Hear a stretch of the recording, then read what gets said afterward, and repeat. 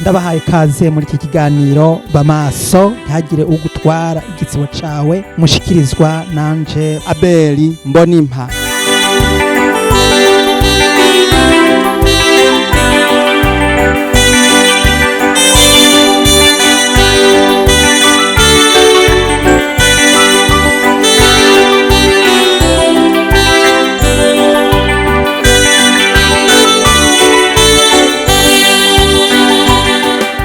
Bene data shengero ry'Imana ndongeye kubaramutsa mu izina rya Yesu Kristo umwami wacu. Uyu munsi tugiye kongera kuronka akanya keza ko kuganira amajambo y'Imana. Ngiye kubashingira intahe y'ivyo Imana yankoreye, kuko Imana ari nyambabazi kandi ari nyabuntu. Mwene data nawe ndagira nkubwire kugira ngo wongere gutega amatwi maze wumvirize ivyiza vy'Imana ikora. Imana yanyeretse ibikomeye, Imana yangiriye imbabazi, nuko amaze kugirirwa ubuntu numva mpabwa amajambo yo gushinga intahe kugira ngo nshingire intahe umwami wacu, nshingire intahe Imana yacu yo mwijuru, ndayishingira intahe, ndayivugira ivyiza yankoreye. Nico gituma ijambo ryayo ari rizima kandi rifise ububasha. Nagiye mwiyerekwa mbona nerekwa ishengero riduzwa mwijuru, umugeni wa Yesu aduzwa mwijuru. Imbere yuko dusangira ayo majambo ndagira ngo nkurarikire kugira ngo dusome amajambo y'Imana aboneka mu Bitesalonike ba mbere igihimba ca 4 maze dusome duhereye ku kigabure ca 16 n'ikigabure ca 17. Reka dusome mu izina rya Yesu. Haravuga ngo kuko umwami wacu ubwiwe azoza amanutse avuye mu ijuru, aranguruye ijwi rirenga hamwe n'akamo k'umumarayika mukuru n'inzamba y'Imana, maze abapfiriye muri Kristo nibo bazobanza kuzuka, maze natwe abazoba bakiriho dusigaye tuzoca duteruranwa nabo mu bicu dusanganirire umwami mu kirere, niho tuzokwama tubana n'umwami. Ayo n'amajambo y'Imana Imana yampaye kugira ngo dusangire muri ibi bihe nagize iyerekwa ryo kubona ingene umugeni wa Yesu Kristo yaduganywe mu ijuru. Muri izo nzozi igihe nabibona no kugira ngo nawe biguhe kwitegura uzoduganwe n'umugeni wa Yesu Kristo umaze kumva igishinga ntahe. Mwene data, reka dukomeze dusome turabe amajambo imbere yuko tuza gusobanura canke kwinjira muri ico gishinga ntahe. Reka dusome ayandi majambo aboneka mu gitabo c'abavugishwa n'Imana Maraki igihimba ca 4 duhere ku murongo wa mbere. Haravuga ngo eheraba umunsi uraje wakanyitanure, abibone bose n'inkozi z'ibibi zose bazobibishingwe, kandi uwo munsi ugiruze uzobatongora nikuhoraho nyene ingabagize, nta n'agashatsi canke agashami uzobasigarana. Ariko mweho abubaha izina ryanje, izuba ry'ubugororotsi rizobarasira rifise ugukiza mu mababa yaryo, maze muzosohoka mukina amatavu nk'inyana zivuye mu ruhongore, kandi muzosiribanga abanyakibi bazoba umunyota munsi y'ibirenge byanyu ku munsi nzoshinga nikoraho nyene ingabagize. Ayo n'amajambo y'Imana tuza kubona muri ico gishinga ntahe. Mu kanya nza kubashingira intahe. Imbere yuko tubandanya ico gishinga ntahe, reka twongere dusome ayandi majambo aboneka mu vyeshuro Yohana igihimba ca 16 maze dusome duhereye ku kigabure ca 15. Reka dusome mu izina rya Yesu. Haravuga ngo ehe ndaza nk'igisuma, hahirwa uba maso akazigama impuzu ziwe, ngo ntagenda amenya bakabona isoni z'ubwambure bwiwe. Imana ihabwa icubahiro. Basi rero kubw'ivyo ndagira ngo mwene data utege amatwi wongere kumviriza igishinga ntahe. Igihe navyerekwa nabihabwa hari ku itarike 9 z'ukwezi kwa 12 muri uyu mwaka urangiye. Muri ico gihe rero nabonye abapfuye bazuka baraduganwa, abakristo bapfiriye muri Yesu Kristo barazutse baraduganwa mu kirere, hanyuma abakristo bariho bazima nabo nyene baraduganwa. Rero uko baduganwa nabona baduga bakiri mu kirere hagufi ntiwamubona neza, ariko bamaze gushika hariya hejuru cane baciye bahinduka nk'inkukuma. Inkukuma zifise amababa yera derere, zari inkukuma nini ya cane kandi zera. Umuntu yaca ahinduka akamera nk'inkukuma akagira amababa kandi amababa yera, kandi umutumba wose warera. Basi rero nabona abo bantu bigina amatavu nkuko twabisomye mu gitabo c'abavugishwa n'Imana Maraki, ngo bazokwikina amatavu biginagura, bikina amatavu bikina amatavu ngo nk'imyagazi y'intama, ngo canye nk'inyana zivuye mu ruhongore. Rero nabona abantu bameze nk'ibisiga banezerewe cane, baduganywe bari mu kirere, bariko barazunguruka bashanje amababa nka kujya kubisiga bisanze amababa byinjiranamwo byongera bihana, bisa ni nkaho biriko birakina, ariko ntikwari gukina bisanzwe, wari umunezero. Bari abantu ntabwo byari bisiga, bari abakristo, abapfuye bari bazutse hamwe n'abariho bose bari baduze, bose baramaze umwanya munini utari muto hejuru mu kirere, bose ni kuvuga barafata umwanya munini, haraba igiterane, habaye ihwaniro nk'uko twasomye ajya amajambo Tesalonike. Nk'uko ijambo ry'Imana rivuga, ijambo ry'Imana riravuga neza yuko abizera tuzoduganwa hanyuma tugasanganira umwami mu kirere. Aha ku murongo w'Itesalonike nk'uko twasomye amajambo ku murongo wa 17 mu Bitesalonike amajambo twasomye avuga ngo maze natwe bazaba bakiriho dusigaye tuzoca duteranwa nabo mu bicu dusanganire umwami mu kirere. Bene data, tuzasanganira umwami mu kirere. Iki giterane rero cyo gusanganira umwami mu kirere ni ukuvuga bazofata umwanya munini, cyangwa nabonye mu nzozi bafashe umwanya munini cyane, ni ukuvuga bagira ibirori, bagira ibiterane bikomeye, barahura abazutse n'abariho, abavuye mu mihingo yose, abakristo, maze bararamukanya, haba umunezero. Hanyuma ico gihe maze kubuko harageze igihe rero maze nza mbona abakristo, maze igihe kiragera, ijuru riruguruka, maze barazamurwa, maze riruguruka, maze baraduzwa, ijuru riraterana, bose barazimangana, ikirere gisigara kigaragara.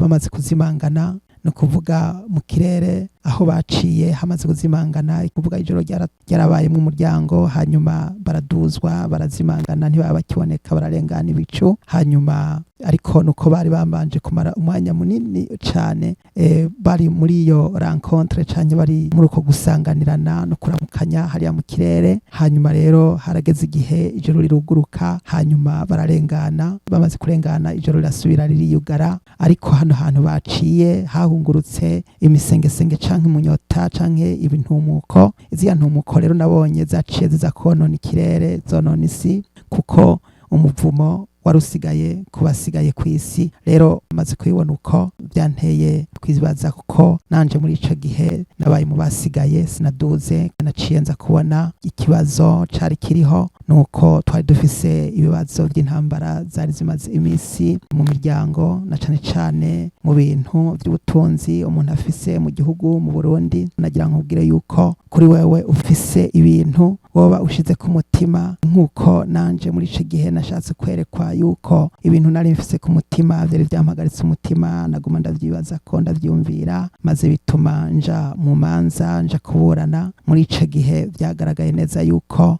byabaye ikibazo, bigaragaza neza yuko ntashobora kuduganwa kubera ivyo bibazo bitari bwahere, bitari bwakemuke. Rero mwene data, ndagira nkubwire yuko byagaragaye neza yuko nagomba kubanza gukemura ivyo bibazo bigakemuka. Ivyo bibazo bimaze gukemuka bigahera, hanyuma nimba ibibazo birangiye heza nkasubira gutunganywa. Ariko ndagira nkubwire yuko utazokwitunganya imbere yuko umugeni aduzwa, ni ukuvuga umugeni amaze kuduzwa bizoba birangiye, kazoba kabaye.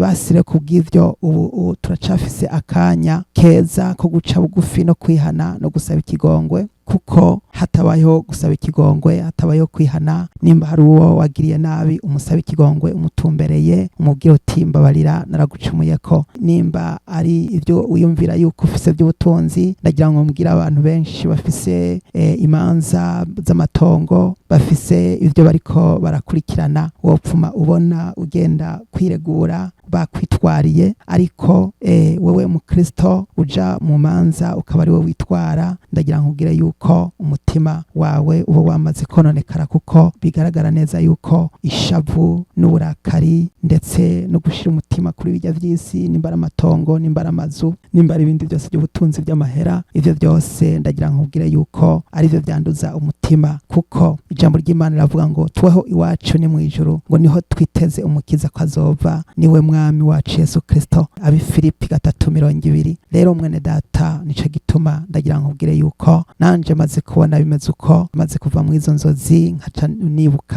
nibuka amatati y'ibintu twari dufise mu Burundi. Murazi yuko abantu benshi abari muri Canada, bari muri Amerika, bari muri Australia, barava hariya mu bihugu bakagenda hariya bakagura amazu, bakubakisha amazu, bakagura amatongo, bakaja kurangurira imigambi, bagakora ama projet. Ndagira nkubwire yuko bijya byose ari ibintu bituma twege abantu bari hanze duhagarika umutima cane. Ivyo byaranshikiye kandi nibaza yuko muri rusangi abantu benshi barafise ibibazo bitandukanye, na cane cane mpereye ku bantu bari hanze. Uraho usanga amatongo yabo bayatwaye, uraho usanga ibintu byabo babitwaye, uraho usanga ibintu byabo byatwawe n'abandi bigatwarwa n'abarundi, uraho usanga uwari wizeye ari mwene wanyu, ari umuryango, ari ikintu ki wari umwizigiye ukamuha amafaranga canke ukamuha ibintu kugira ngo agufashe agukorere umugambi runaka, ahubwo ucumenga uramugabiye. Ni ukuvuga ivyo byarambaye ko ibihe byinshi cane kuva igihe kitari gitoya. Ni ukuvuga nagiye numva yuko byinshi, nkumva yuko no biheba ntoja kuburana, ariko igihe kiragera ntangura gutegwa umutego nja mu manza kandi zitari zisanzwe zitegekanijwe. Mu nyuma rero ivyo byatumye rero nerekwa ko imanza zizotuma abantu benshi batabona ijuru, imanza zizotuma abantu benshi batabona ubwami bwo mw'ijuru, kandi amatati n'imishwano n'imburane n'imiburano bizotuma abantu benshi batabona ijuru. Ndagira ngo nkangurira abantu benshi ndababwire yuko wewe ufise ikibazo na mwene so, wewe ufise ikibazo n'umuryango, wewe ufise ikibazo n'uwiwanyu, wewe ufise ikibazo n'ababanyi, genda umushikire umubwire uti mbabarira, umubwire uti mbabarira, uti hanyuma dusabane ikigongwe. Muri iki gihe rero ibi by'imbabazi birakeneye kuvugwa cane, kandi aha ndiko ndakubwira kino gishinga ntahe nzosubira kandi ntegure ikindi gice kigira kabiri kivuga ibyo guharirana, kuko wewe usabwa imbabazi maze ntuzitange. Ijambo ry'Imana riravuga yuko wewe utaharira ngo nawe ntuzoharirwa, kandi mumenye yuko ngo ngero mugeramwo ariyo muzogererwamwo namwe, kandi ngo uko ugomba ko abandi babagirira ngo niko ngo abariko mugirira abandi namwe. Rero nico gituma ayo majambo tuzoyagarukako mu kindi gice kigira kabiri. Uno munsi nakuzaniye umwanya w'igishinga ntahe. Muri ico gihe nanje numvise guca bugufi, numvise kwihana, numvise gusaba ikigongwe. Ndagira ngo ntangarize abantu benshi, na cane abari mu Burundi, abantu benshi n'abari hanze y'u Burundi, abantu benshi abagiye tugiranira ibibazo by'amatati, bose muri ico gihe ndakubwira nti umbabarire, kandi nanje ndakubabariye, narakubabariye. Benshi nagiye ndababwira yuko nababariye, hariho abantu benshi nagiye mbwira yuko nababariye haraciye kitari gitoya, kuko mu Burundi umuntu yagenda arangura y'akantu uko kabaye kose, amahera bakayakurako, ugasanga uko yategura siko yasanze, ico wari wapanze siko kibaye, ibintu byose. Ariko ndagira ngo ubwire ngo wewe uzi yuko hari ico twakoranye igikorwa, hanyuma ugasanga muri ico gihe ibibazo by'amafaranga birabaye zuguru, birabaye ibibazo byose. Ndagira ngo ubwire yuko wewe ndakubabariye, ndabiguhebeye, byaba iby'amafaranga, byaba n'ibindi byose by'ubutunzi canke by'amazu, byose by'amatongo, byose ndakubabariye. Waba uri mu Burundi, waba uri hanze y'u Burundi, umuntu wese yobaziga yuko hariho ikintu kijanye n'amafaranga, yoba yumvira ati uriya muntu naramuririye amahera none kuri ubu ntarambabarira, ndakubabariye, narakubabariye. Kuko biboneka neza yuko dufise ubutunzi mw'ijuru buruta ubwo tubona, buraruta ivyo tubona n'ivyo twibaza. Ndagira ngo ubwire yuko aya matongo abantu benshi bariko barapfa bazira amatongo, baburana, baja gupfungishanya, baza kwagirizanya mu bategetsi, mu manza, ahantu henshi hatandukanye, n'amatati y'urudaca. Ivyo byose nagira ngo ubwire yuko ari umutego ku bakristo biteguye kuzamuka. Ntimuzozamuka, ntushobora kuduzwa mu ijuru ugifise ibibazo by'injyane z'amatati, kandi hariho umuntu muzunguzaniriza imisaya canke mutumvikana, nawe nyene azokubera umutego, azokubera intambamyi. Nico gituma nkubwiye ngo genda witature na mwene so. Ayo majambo tuzagarukako ku bijanye no gusaba ikigongo no kubabariranira no kwatura, kwemera umuntu akatura akemeza, kuko benshi baratinya. Ihari ijambo rigoye cane kuvuga, ijambo rivuga ngo mbabarira. Izo ni indome z'ikirundi ariko zigoye cane kuzikura mu kanwa, kuvuga ngo mbabarira. Kandi hari n'irindi jambo rigoye ryo kuvuga ngo ndakubabariye, kuko benshi arashobora kuvuga ngo ndakubabariye, hanyuma yarangiza bukeye agasubira akisubirako, kandi niyo abikubwiye ku mutima kaguma kariyo ntigahera. bwaca kabiri agasubira akavyidoga, bwasubira akavyidoga, ntivyigera bihera. Niko abantu benshi bameze, ariko ndagira ngo ubwire ngo Yesu Kristo yavuze ngo mubabarire kandi bivuye ku mutima. Ayo majambo nkuko nagenda yivuga, hari amajambo menshi muri Bibiliya agenda agabisha abakristo, abwira abakristo yuko bagomba kubabariranira kandi bivuye ku mutima, kuko utababariye mwene se,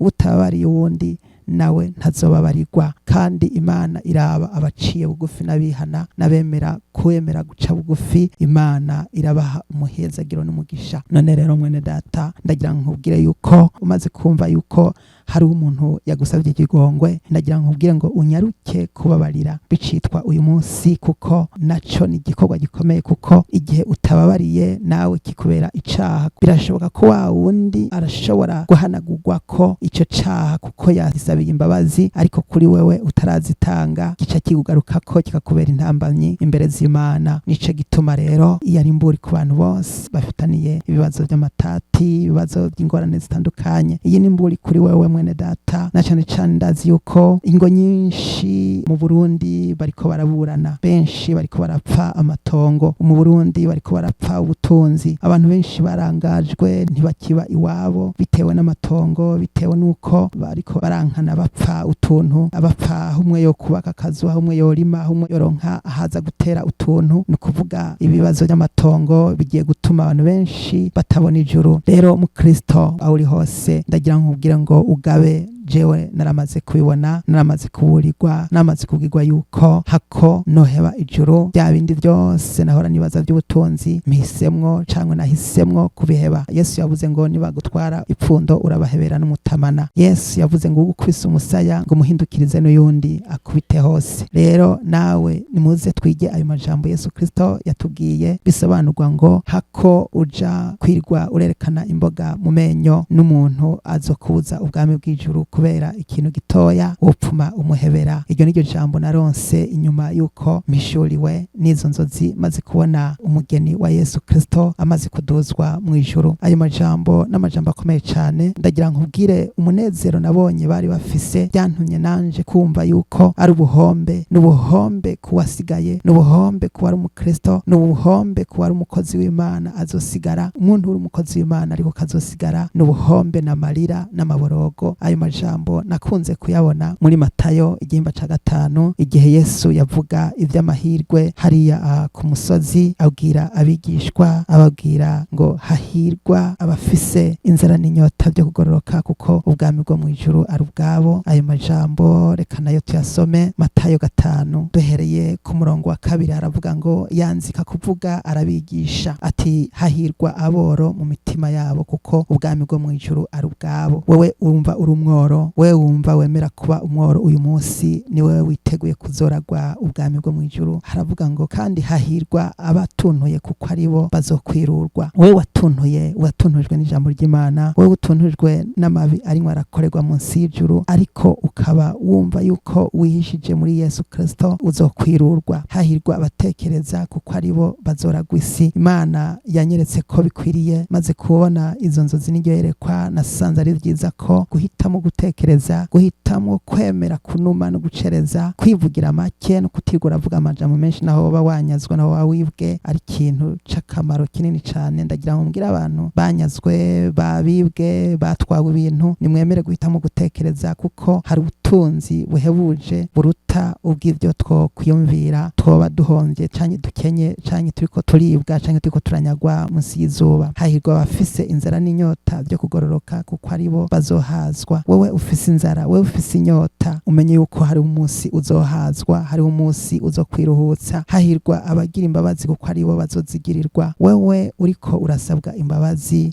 uzitange, kuko ejo nawe uzozigirirwa, kuko ukuharira abandi niko nawe data wo mu ijuru aguharira. Rero ngo hahirwa abagira imbabazi. Ndagira nkwinginge nkubwira ngo gira imbabazi, uharira abandi, uharira abakugiriye nabi, kandi nawe wumve gusaba imbabazi, kuko uko abandi bakugiriye nabi, nawe hari abandi wigeze kugirira nabi, kandi nabo bishakirwa yuko nabo ubasaba ikigongwe, kandi bishakirwa yuko nabo Imana imaze kubona uguca bugufi kwawe igukura kubw'ivyo wagiriye abandi nabi. Rero nico gituma urupfunguzo rwo kwinjira mu bwami bwo mw'ijuru nubwo guharirana nubwo guhebera abandi imyenda yabo. Hahirwa abafise imitima itanduye kuko aribo bazobona Imana. Imana iravuga ngo hahirwa abafise imitima itanduye. Mwene data, kugira umutima utanduye ni ikintu gikomeye cane, kandi ubiravye umutima kenshi wanduzwa n'amatati n'abantu dufitaniye inzankano, ugasanga nakana naka ntibarabana ryiza canke ntibagenderanira, ntibavugana, canke akama umutima usimba iyo yumviriye uyundi muntu uwo bafitaniye ico bapfa. Nico gituma iri jambo rije kuri wewe nanje kugira ngo twibaze iryo jambo ry'Imana ariko rivuga ngo hahirwa abafise imitima itanduye kuko aribo bazobona Imana. Ndagusaba nkwingingira kugira ngo urondere kugira umutima utanduye, kuko abafise imitima yejejwe nibo bonyene gusa bazobona Imana. Hahirwa ababanguranya kuko aribo bazokwitwa abana b'Imana. Babandi babanguranya, babandi barondera amahoro, babandi bama batanga impanuro, babandi batarementaniriza abandi, babandi niyo naka yoba yagiriye nabi uyundi ariko nawe ntucuja hagati nguce urementanya canke ngo wongerezeko, ahubwo ugaca ushiramwo ijambo ryo guhanura n'iryo kubasubizanya kugira ngo urabe ukuntu boshobora gusubiza hamwe. No kuvuga rero abo bantu babanguranya nawe uzoba ubaye mu babanguranya, ariko niwaca wongera ko ayandi majambo ati habibona niko biri, ugaca wongera ko andi majambo, ndagira nkubwire yuko muri ico gihe uzobunaniwe kuba muri ca gitigiri c'ababanguranya. Rero ndagira nkurarikire kubanguranya mwene data, kudasakuza, kudatwara insakuza abandi, kutabeshera abandi. Ayo n'amajambo yo kugira ngo adutegure, kuko umugeni wa Yesu Kristo ari hafi kuduzwa. Yesu ari hafi, Yesu ari ku rugi, Yesu ariteguye kuza gutwara ishengero ryiwe. Hahirwa abahamwa bahorwa ukugororoka, kuko ubwami bwo mw'ijuru ari ubwabo. Ngo hahirwa abahamwa bahorwa ukugororoka. Ni wemere guhamwa, wemere kuvuga ubutumwa, wemere guhanura, wemere kuja mu ruhande rw'abakristo, wemere gusaba imbabazi mu ruhame ku mugaragaro, ubwira abantu ati nimumbabarire ndi umunyabyaha. Wemere guca bugufi naho woba ufise amadiplome, naho woba ufise lisansi, ni wemere guca bugufi wihane. Naho woba uri umutunzi, naho woba usanga umuntu wagiriye nabi ari umuntu nyarucari, emera ugende umusaba ikigongwe, wemere umaramare uno munsi, ariko ejo mu bwami bwo mw'ijuru uzohabwa agateka. Ndagira nkubwire yuko wa munsi uraje wo kumaramazwa no kumaramara, kandi hazomumaramara n'ibitetegwa kandi bitazoshira. Jewe rero ndagira nkubwire yuko ahanje nahisemo kumaramara uno munsi, nahisemo kumaramazwa uno munsi, nahisemo kumva yuko no kwambikwa ubusa uno munsi, nahisemo kumva yuko nofumamba ubusa, nkaba ubusa imbere y'umuntu wari we wese, kuko ntaco umuntu amaze munsi y'izuba. Kuko heraba imisi yacu ni mike, kandi twiteguye kuzokoranirizwa twese imbere y'urubanza rw'intebe y'Imana, tucigwe imanza, tubazwe ibyo twakoze ari bibi canke ari vyiza. Nico gituma rero mpisemwo kumaramazwa uno munsi, mpisemwo kumaramazwa kumva yuko no kwambikwa ubusa uno munsi, ariko nkumva yuko nciye bugufi nihanye, kandi umutima wanje ndawuhaye Imana, kandi nkumva yuko ngomba guharanira ijuru, ariko ivy'isi nkabita ku ruhande. Kuko ijambo ry'Imana rivuga ngo, Pawulo yavuze ngo ivyahora bimbera inyungu, ngo uyu munsi nsigaye ndavyumvira yuko ari ubuhombe n'agacuku kubw'ikibirengeye nico kumenya Yesu Kristo. Pawulo yaravuze ibyo, yarapfuye. Pawulo yari umuntu nawe yarinjijuke, yari afise byinshi, kandi ntiyari umuntu yoroheje, kuko yitwa Sawuli. Sawuli sobanurwa umuntu w'igihangange, ariko mu nyuma amaze kubatizwa yitwa Pawulo, umuntu mutoya. Rero ivyo yahora abona ko hari ibintu vy'agakura bikomeye bihambaye, yaciye mu nyuma abona yuko bisigaye aragacuku, ari ubuhombe kubw'ikiberengeye kubw'umusaraba wa Yesu Kristo. Rero nahawe nanje rero basi kuri yandi majambo hano hepfo haravuga ngo, namwe muzoba muhiriwe aho bazobatuka bakabahama bakabarementaniriza ibibi byose babampoye. Munezerwe muhimbarwe, kuko impera zanyu ari nyinshi mw'ijuru, kuko ariko bahama vugishwa n'Imana ba mbere. Rero hari uburyo bubiri bwo guhamwa, hari uburyo bubiri bwo gutotezwa. Hariho uburyo bumwe bwo muri ryahamwa ryo muri ca gihe abantu benshi bazoba batotezwa, bicwa, bacurishwa bufuni na buhoro muri vya bihe vya Antikristo. Hakaba n'ibindi byo guhamwa, ugahamwa abantu bakaguha akato, bakaguharira ivomo, ntusire kuronka umugenzi nk'uko wahora ufise umugenzi, ugasanga barabakunzi barakuvuyeko. Ivyo byose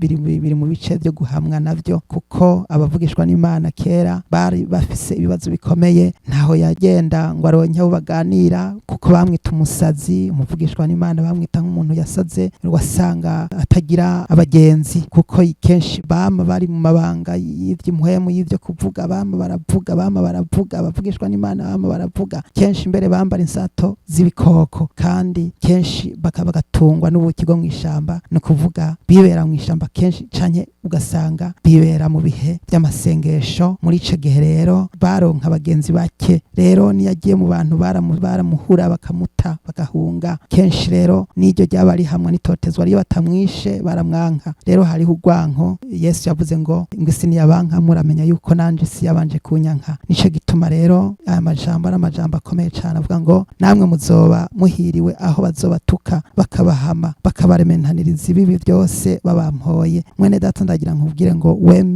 wemere gutukwa uhogwa izina rya Yesu, wemere gutukwa wasabye ikigongo, wasabye imbabazi, wemere gutukwa igihe uzokwatura ukemera ugasaba ikigongwe ukavuga uti mbabarira, uze wemere bagutwenge, uze wemere bagusuzugure. No kuvuga ivyo nibwo buzima abakristo tugomba kubamwo, kuko niyo nzira yonyene tugomba gucamwo kugira ngo twitegurire gusanganira umwami Yesu Kristo, kuko umugeni agiye kuduzwa mu gihe gito cyane kitarambiranye. Rero munezerwe muhimbarwe, kuko impera zanyu ari nyinshi mu ijuru. Niwasanga uri muri ivyo bibazo unezerwe, ntuze ushavure, ntuze wihebure, ntuze widoge, ntuze widodombe. Wibuke yuko Yohana umubatizi bamuciye umutwe, kandi yari ariko aravuga ubutumwa bwiza bwo kwihana. Igihugu cyose bari bamukondoreye ko, ariko nicabujije yuko mu kanya gatoya baramugambaniye bamuca umutwe baramwica. Rero nawe ntuze wihebure niwatotezwa, niwagirirwa nabi, ntuze wihebure. Abigishwa barabakubise, intumwa barazikubise, barazitonaguye, ariko bakomeje kunezerwa, bakomeje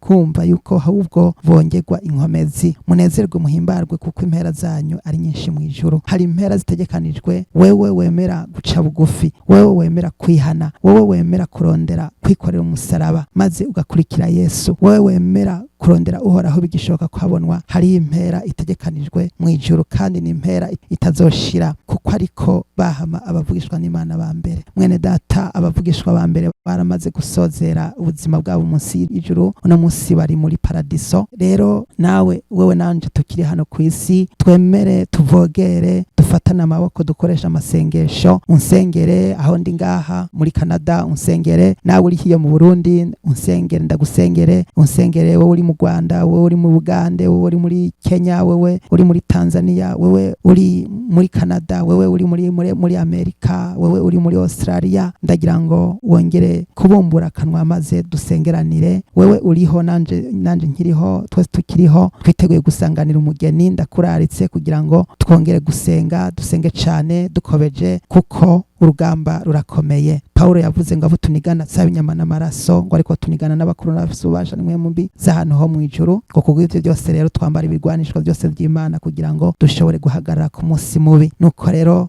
ndakubwiye ngo natwe tugwanishe amasengesho, kandi tugwanishe kugira urukundo, dukunde bose twumve yuko abantu bose arabakunzi. Egome, Imana ibahezagire. Kuri wewe wamaze guca bugufi, kuri wewe nawe wumva yuko witeguye kwemera kuja gusaba ikigongwe, ukatura ujya muntu wagiriye nabi, wemere kumusaba ikigongwe. Ujya muntu wabwiye nabi, wemere kumusaba ikigongwe. Nawe ndagira ngo wongere kufatanya nanje iri sengesho, maze twongere gusenga Imana kugira ngo Imana yongere kukugirira neza, maze wongere guca bugufi aho uri, upfukame. Wewe wumva yuko witeguye guca bugufi, wewe wumva yuko wamaze gutegura umutima wawe, ndagira ngo ubwire ngo upfukame aho uri, hanyuma dusenga Imana ikugirire neza, Imana ikurambike ku kiganza mu izina rya Yesu Kristo Munyanazareti. Ndagushimiye Mana Data uri mu ijuru, Mana isumba byose, Data wa twese, Mwami ugororoka. Ndagushimiye Mwami kuri uyu mwene Data wongeye kumuvugiramwo, ukamwiyereka, ukamuhishurira yuko agomba guca bugufi. Mwami ndasengeye uyu mwene Data data yemeye kuja gusaba ikigongo no guca bugufi no kwihana kuri barya bose. Mwami wacu Yesu Kristo, haba amajambo canke mu birya byose yagunze canke